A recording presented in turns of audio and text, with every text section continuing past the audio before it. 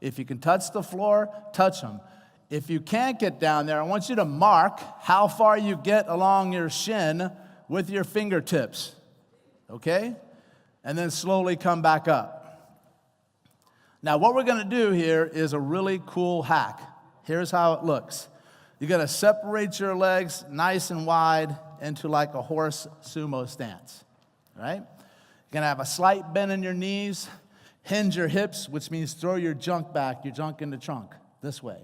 And I want you to put your hands above your knees. And all you're going to do is something you may have seen in yoga. It's very simple. I want you to actually suck in your stomach and round your back. And then what I want you to do is arch your lower back and throw your stomach out and throw your shoulder blades back. And then you're going to do that 2 more times. So suck your stomach in and round your back. Arch your back, throw your stomach out, let it distend out. Do 1 more. And then down. And now you're going to switch your hands up. So I want you to take your right hand and put it above your left knee. Put your left hand and put it above your right hand. And now you're going to repeat the same thing. Round your back, suck in your stomach.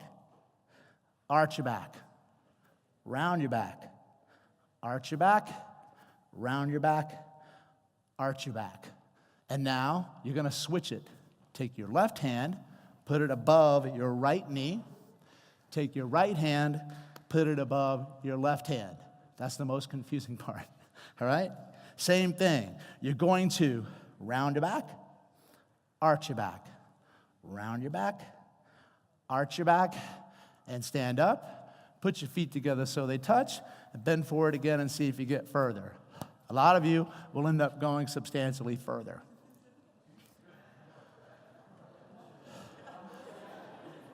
Okay? How many of you got further? A lot of you, right? Now, WTF, how did that work? You guys know what WTF means? How did that work? Why did it work? Well, because what that's telling you is that your hamstrings don't exist by themselves. They work with the rest of your body. So if you activate the rest of your body, you get further. You can sit down if you like, or stand, or do whatever you want. You ever heard of this thing called proximal stability for optimal distal mobility? You ever heard that phrase before? Which means the more stable you are here, the more mobility your body will give you here, the more hellacious power and strength you can generate. So that's a really great, effective move to do in a group setting with the people that you work with. It's absolutely fundamental, critical for anybody who has low back pain. What if it didn't work? You tell me. What do you think? Why do you think it might not work? Think. So 1, maybe you got a true mobility restriction somewhere. Maybe you're hitting a bony block somewhere where you can't get there, which is very often the case in the hips. Or 2, what it means you have to do it more. So then you go back and you do not 3 repetitions, you go for 10. And that usually does the trick, okay? Because that's also a good lesson that if anybody tells you a single exercise is going to work to everybody, you might want to run the other way because they're lying to you. It's impossible, right? But if it doesn't work after 10 and 10 and 10, then that tells you you're going to have to dig deeper, and you probably do have a true mobility block, okay? But good question. So I came up with this stuff because I've been a practicing chiropractor for about 25 years, and I kept asking myself, why in the hell do all this stuff that I'm doing for people not sticking? I'm following the game plan. I'm doing what the research says. Why is it not sticking? Why is it not holding? And this is a key phrase that I love from Mike Tyson, that you go in with this game plan of this is what the research tells me I got to do. This is what the programming says I got to do.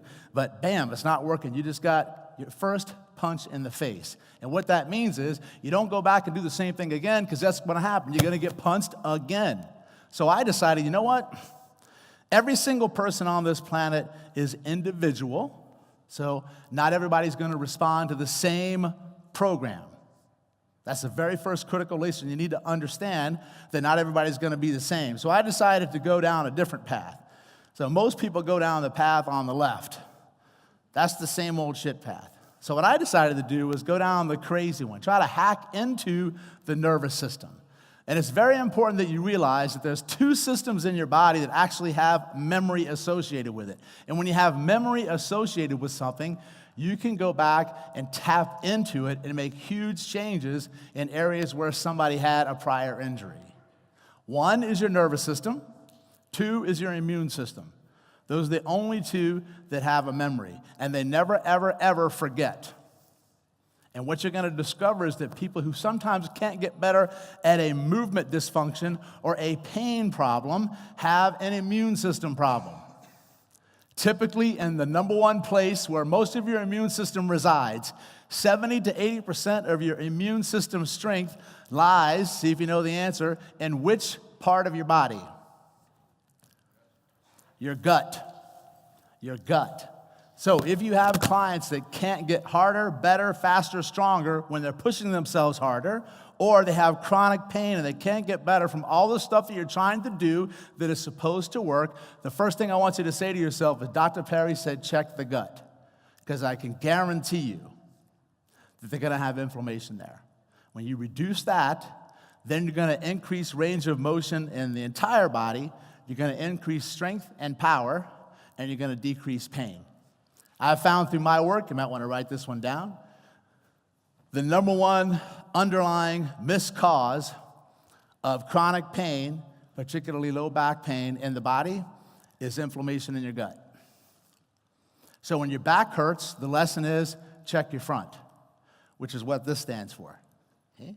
Because pain only tells you have a problem. It doesn't tell you shit about where it is, right? And pain is a request for change. Pain is a request for change. It's not necessarily a change in the exercise you choose or the medication you choose. It's the thought process you're using to get rid of the pain. So that's where I came in with these hacks. I've got about 20 of them, but I've only got time to show you about 3 or 4. And I'm going to work with somebody up on stage that wants to do it, and you guys take note of how it's done, and then you can go back and work with your clients on it. Fair enough? So hopefully there'll be 1 or 2 people in the room that might be jacked up enough to want to come up here and have me work on you. So I'm going to skip a couple of things so I can get to it. All right. So let me go to the shoulder one. Anybody have any shoulder issues in here that doesn't want to have shoulder issues? Perfect. Come on up. What's the issue with your shoulder? Hurts or just decreased range of motion? No, it hurts. Okay. Which one hurts? Okay. Is there any particular motion that you can do that hurts it? Supinated up? Yeah. Okay. So do it for me and see how far you get without it hurting. It's periodical. Right there? Okay. Face towards me and this way. So first of all I'm going to do is I'm just going to test the strength of his shoulder. He's going to probably have one of the most common injuries that happens to people in the shoulder, and that's where in the anterior part of your shoulder, your bicep tendon, which attaches here, the bicep tendon pops out of the groove, it slips out and goes medial. It pops in towards your pec. When that happens, it gets really, really uncomfortable to raise your arm, all right? That's the most common injury in the shoulder that most people miss. So I'm going to check the strength of the right one, and then I'm going to check the strength of the left one, okay?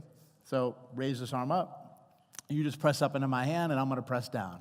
You okay with that? Yeah. Okay. This one up. Okay. You press up into my hand.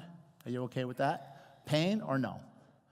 Not too bad. Not too bad. Okay, good. So he's got a little inflammation there. If it was completely out of the groove, I would be able to push his arm all the way to the ground. He wouldn't be able to hold it up. Okay? And I'm going to show you a really easy reset for that one. I wasn't planning on it, but what the hell? Okay?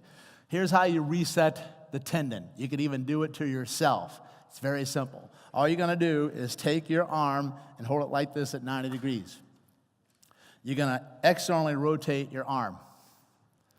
Okay? You're going to take your other hand, your fingers, and I want you to put it across the anterior part of your deltoid, right where you feel your pec muscle attached into the shoulder. You got it? You hold your fingers right there. Don't let them move. And then all I want you to do is press out and then bring your arm in like that. And then what that does is it actually pushes the tendon back in the groove. So again, you'll turn out, you'll hold it here in the front of the shoulder, right where the pec attaches to the shoulder. And you go in like this and do it a couple of times. And very often what you'll feel is a pop. And the tendon will pop back into the groove. And it can very often give you immediate relief in your shoulder. They'll get more strength, they get range of motion, and it pops back in. Now, you still got to treat it for the inflammation, but you're taking care of what's causing the inflammation, which is the tendon pop. You got it? So for you, let's see if you got it. You turn face down. So if I'm doing it to him, I can hold here, and then all I'm going to do is turn in, then have it pop over like this, okay? So that's an extra freebie muscle reset for you, but now I'm going to show you how you can reset the shoulder, particularly if somebody has a decreased range of motion in shoulder flexion.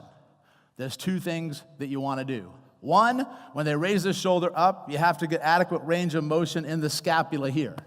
So very often the scapula doesn't move well, okay?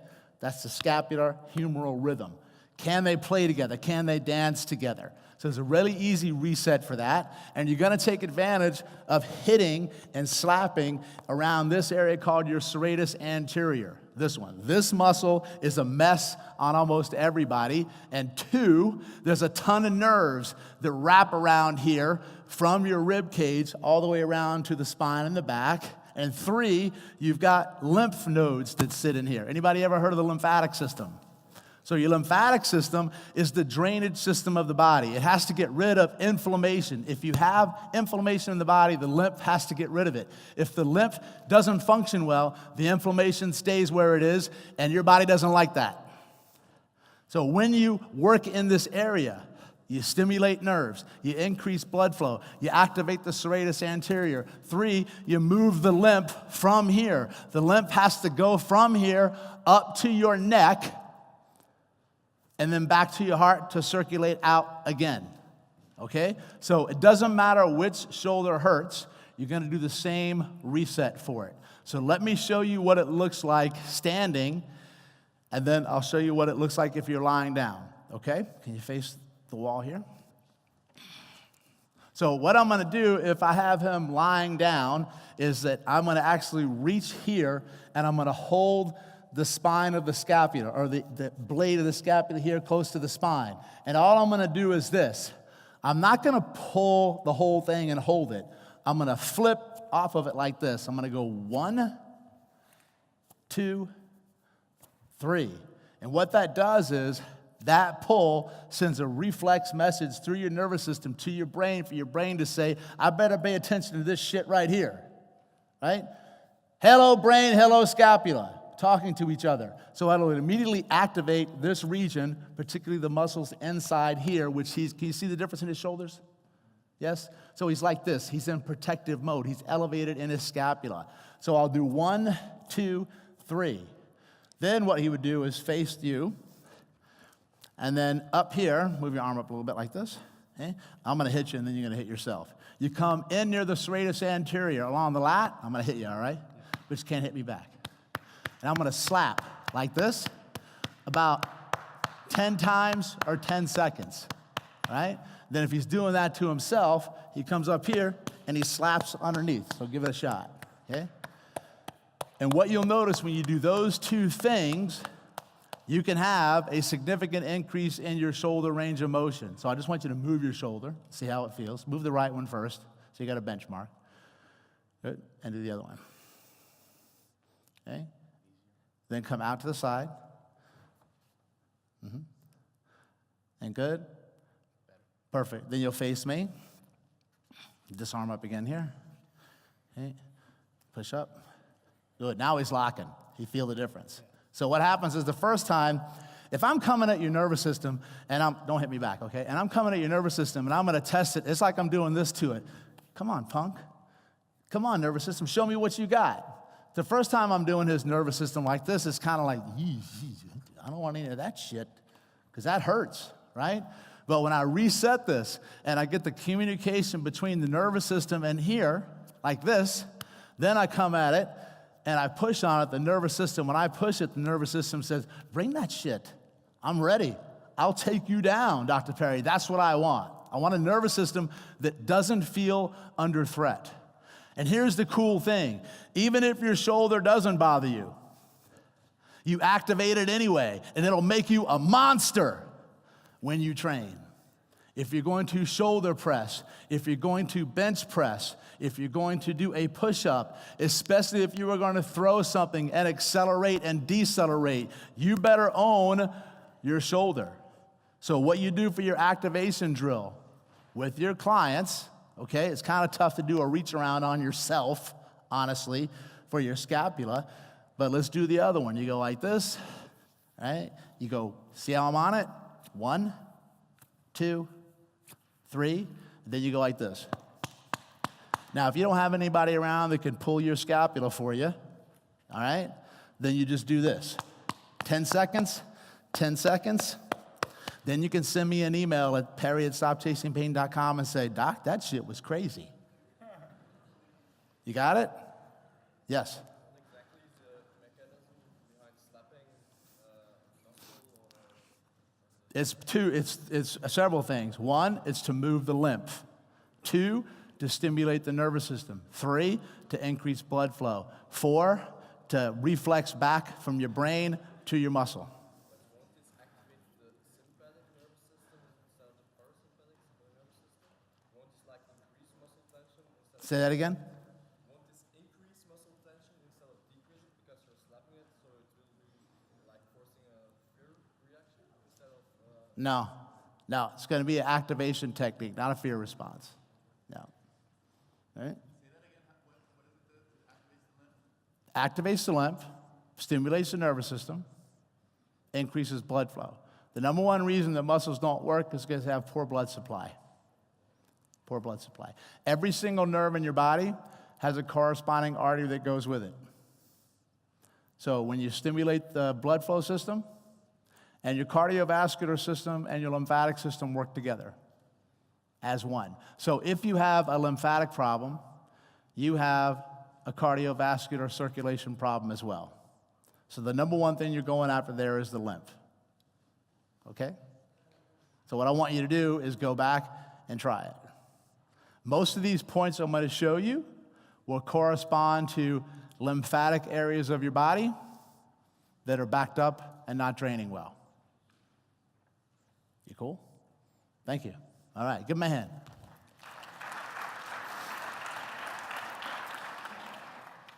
Okay, now I'm going to show you the one I taught in my class yesterday. So I'm going to try to get through all of them. This one's going to help you reset a dysfunctional gait pattern. So a gait pattern is this. I'm walking and I use opposite arm and opposite leg together, all right? So what you want to do is make sure that each one of these arms and legs function together. They neurologically rock solid, and there's no weakness when they work together in a functional pair. So we test a gait pattern first to see if there's any weakness. Then what we do is we stimulate several points on your feet. So these are going to take into consideration crazy shit path that I love. I study a lot of Eastern medicine, acupressure points, Chinese medicine. And I mix that with Western medicine. So what I'm going to do is bring somebody up who wants to come up. I'll show you how to check a gait pattern, and then I'm going to show you the place on the foot where you stimulate, how you can do each point individually, or you do another slapping technique. So the slapping technique is from the world of martial arts. If anybody takes martial arts, particularly in the world of Qigong, which is a medical form of movement. The slapping techniques have been around for thousands of years, so those guys knew some shit, right? So I'm going to fall back on what they do. So what I need is anybody who actually wants to come up and experience it, who may be having some issues in their body and with pain or discomfort. No takers? Scared for me to slap you around, right? When you know you can't hit me back? Cool, what's your name? Glenn. Okay, thanks for coming up, man. Now, if he lies down here, you guys will be able to see him, yeah? Okay, why don't you lie on your back for me, Chief? Now, here's how you're going to test a standard gait pattern. All right? Now, when you're walking, right, you typically will have your arms by your side like this, right? Opposite arm, opposite leg work together. So what we do is this. I'm going to have him raise this leg and this arm up together, okay? I can do the arm in different positions, but I'm going to hold it here for now. And then all he's going to do is I'm going to be near the wrist and near the ankle. He's going to press up into my hands as I press down. And when I do that, these should be nice and strong. They shouldn't be wobbly, and don't fight me, okay? What they shouldn't do is that, okay? So they go first, then I push. It's a standardized outside force. Can you handle outside force against you, all right? So he comes up, hold here, and you press up, go. And then I'm looking to see how well they lock. And this one you can see starts to go. So this leg doesn't work so well. Do you have any pain? Cramp. Okay, anytime a muscle cramps, tells you it's poor blood flow and there's some inhibition to it. Then we do the other side. Now, normally I would move around to get that, but I don't want you to see my ass. Here we go, up and up. There he goes here. And that locks pretty good, but then he starts to go. So both of these are not doing so well. Did you guys see that? Right? So even if you're like, I'm not sure how hard to push, it's very, very simple. See how he's cramping up? Are you a runner? No? Okay, that's pretty good because you shouldn't be running right now. Okay? So if I do this, what I can do is just hold it here. And all I can do is just lean into it. If I lean into it, nothing. Right? So that's the anterior chain of gait. Now I'm going to check the posterior chain. So he turns over on his back, on his stomach. Arms down by the side. Now the head, he'll try to keep it straight, but if you need to turn it to the side, you go ahead. Okay? So now this one is really easy for people to cheat and compensate with because they usually have a lot more weakness back here when this should be the strongest part. So what he's going to do is he's going to have his hands like he would with gait, right? Like he's walking. And then this comes up, and then the other leg comes up, and then same thing. I press down, and I want to see what he's got. So he's actually pretty good there. You see that? I was like boom, boom, boom, springy. Holds up nice, okay? But now I need to see, can he do the same thing on the other side? This comes up, and your hand this way, okay? And then you go. That's pretty good, all right? Turn over on your back, and we'll compare it again to the front. Then I'm going to need you to take your shoes and socks off, and just, if you don't mind. Yeah.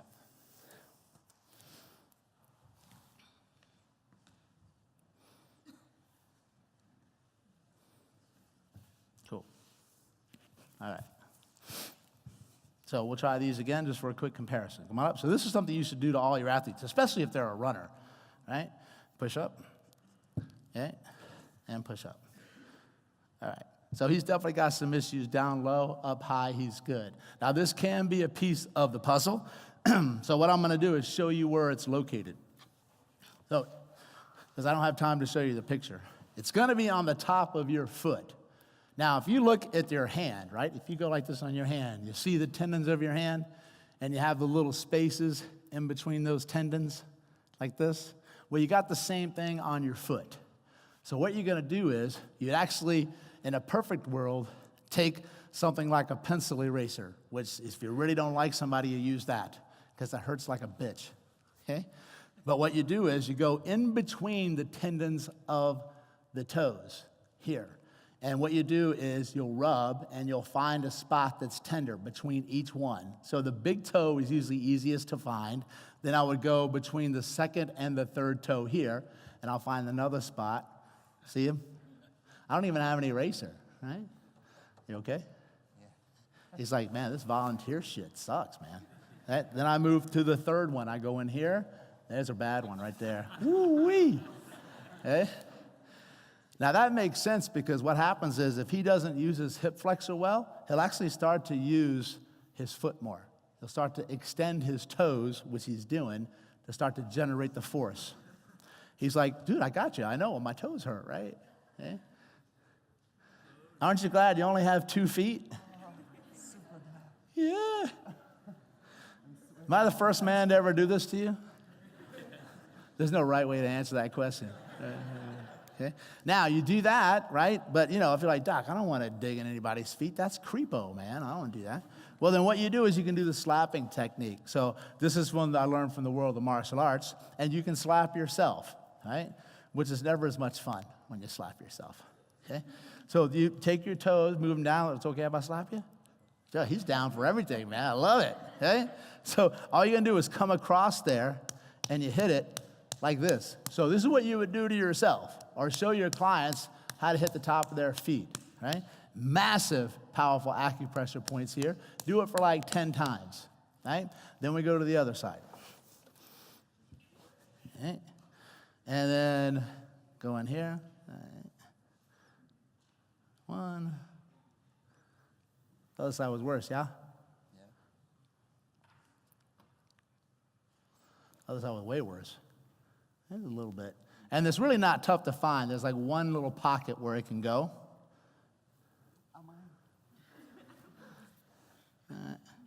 Would you drop something on your toe?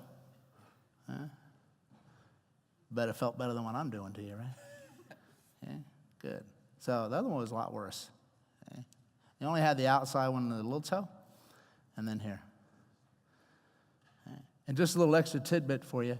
Along the outside of your big toe, if you work along the bone of the outside of your big toe, that relates to increasing cervical spine range of motion, particularly occiput C1. That's a little reflexology gift for you, okay? So, and then I'm gonna hit your other foot. Like, who's your daddy, who's your daddy, who's your daddy? No comments. Ma, you heard that before, right?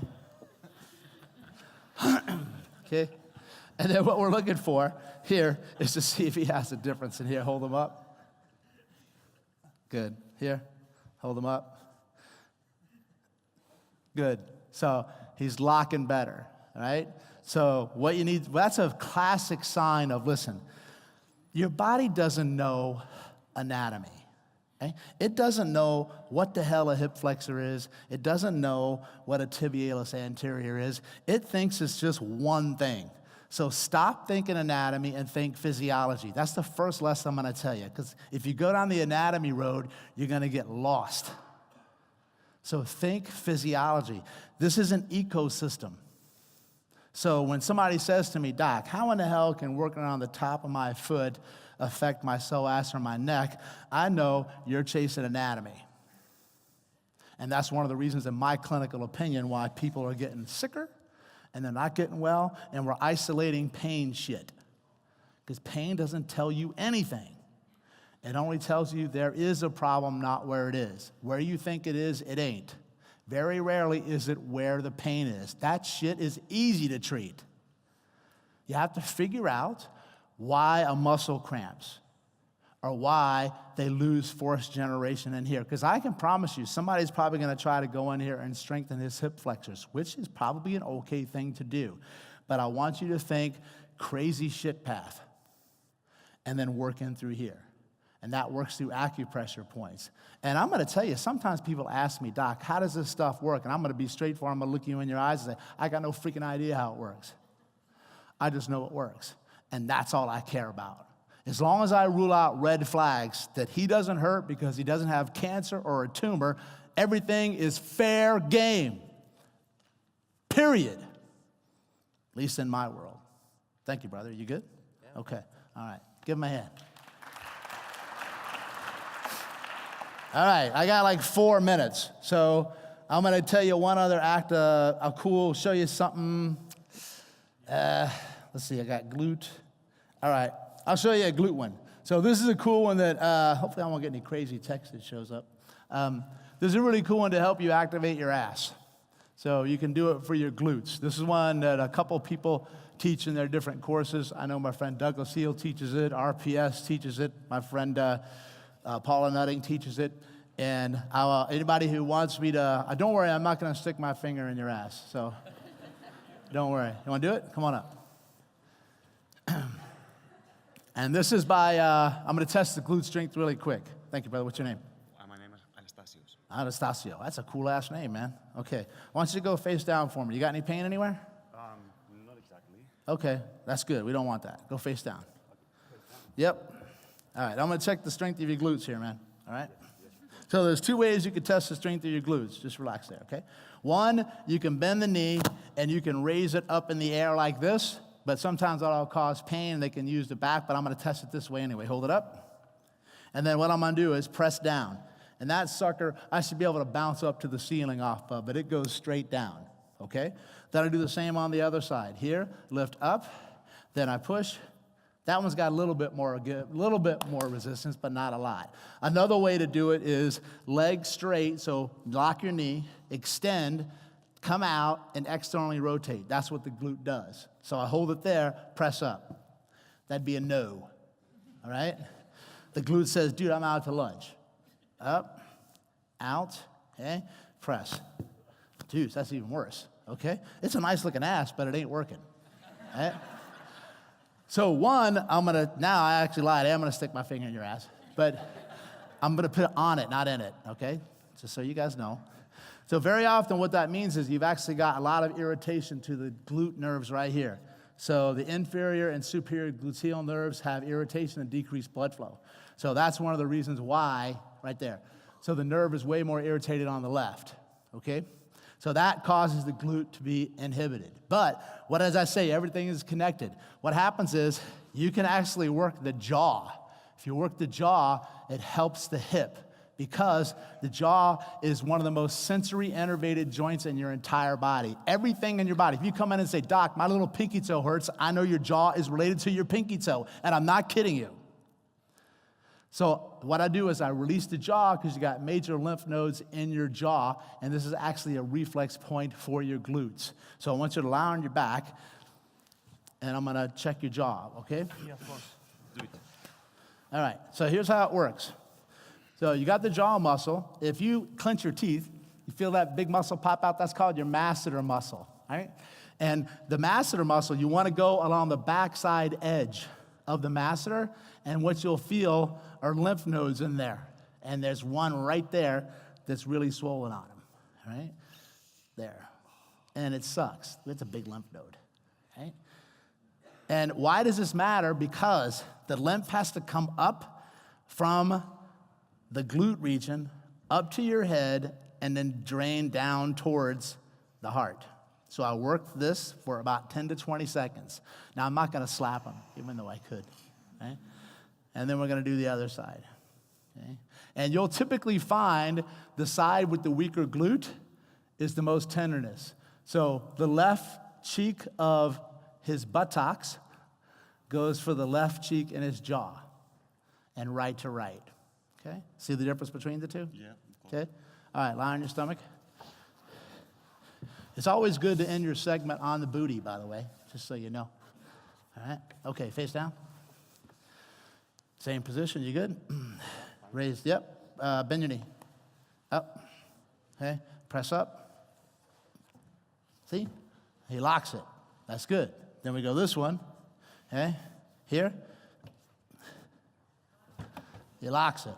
That's a nice ass right now, man, that's good, right?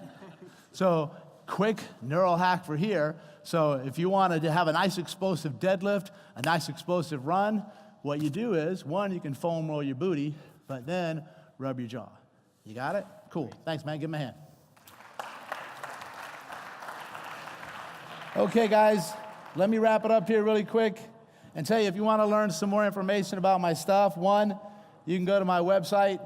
That's StopChasingPain, StopChasingPain.com. I do teach entire courses about all the crazy shit path. Then you can get videos on there where that's my #1 selling video in the world today, where I show you how to take care of your entire lymphatic system. That will change your life, I guarantee you. And then you got another one you can get that's called Restorative Movement, where I show you my top 20 exercises to make you a hashtag beast mode badass. Right? So thank you all very much. I will see you later for my stuff as well for the day. Have a great rest of your conference.